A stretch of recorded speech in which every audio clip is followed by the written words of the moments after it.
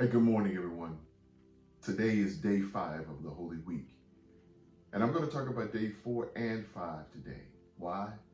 Because on day 4, we don't know what happened.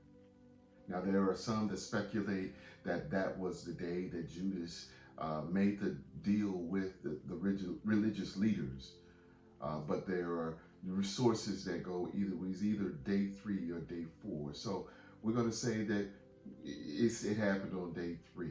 So there was not much that was said about day 4. We're just going to say that Jesus and the disciples rested in preparation of the Passover, which is what's happening on day 5.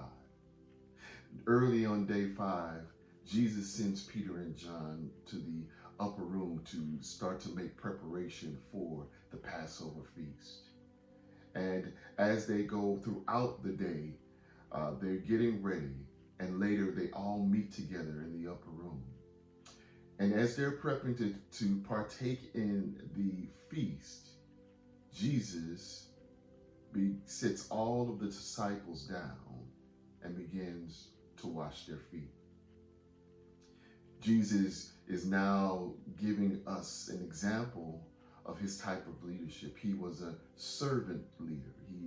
He served the people that he led. He served them in order to make sure they had what they need in order for him to lead them properly. He washed their feet. And yet there was some interaction between he and Peter where Jesus had to put Peter in the right frame of mind, but that's a conversation for another day. And he washed the feet of all of the disciples, making them clean, as only Christ can do. And now they're sitting at the table, and they're getting ready to partake. But before they partook, Jesus expressed his eagerness to have this meal with them. This meal that he says will be the last meal he will be able to take with them in this juncture until, I'll say it this way, until the mission is fulfilled. This meal that we today call communion. Now, also we know it as the Last Supper, and we've seen the drawings and paintings depicting that moment of the Last Supper. But today we generally call it communion. And Jesus says to do this in remembrance of me. Not do it, just say, hey, when you do it so you can think about me, but to do it to remember the sacrifice that he made for the world. That not only did he sacrifice his position in heaven by taking off glory to come to earth to be like man, but to give his body as a sacrifice where his blood is shed so that you and I can be redeemed. Remember that sacrifice that he made for you and I.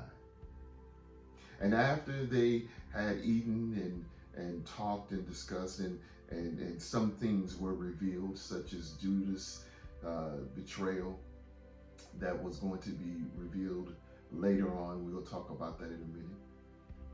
Then they end up going to the Garden of Gethsemane, where Jesus begins to pray. He's praying through the turmoil that he is going through, for he knew what he had to go through in order for this mission to be fulfilled. He knew the suffering that he would experience, the pain that he would have to endure for you and me. And how do we know he was in turmoil? Because scripture says that his sweat became like drops of blood. He even goes on to say, Father, if this cup can be passed by me, but if not my will, but your will be done. Jesus was going through a lot for us.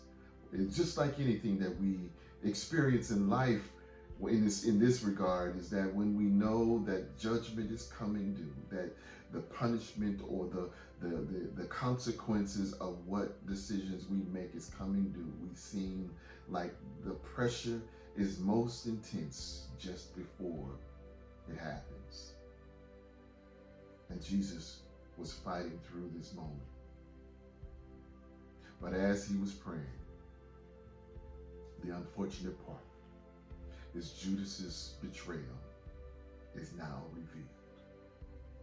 Because not only did he come into the garden and greet Jesus with a kiss, but he informed those from the Sanhedrin that that's how he would identify who Jesus is, by giving him a kiss on the cheek.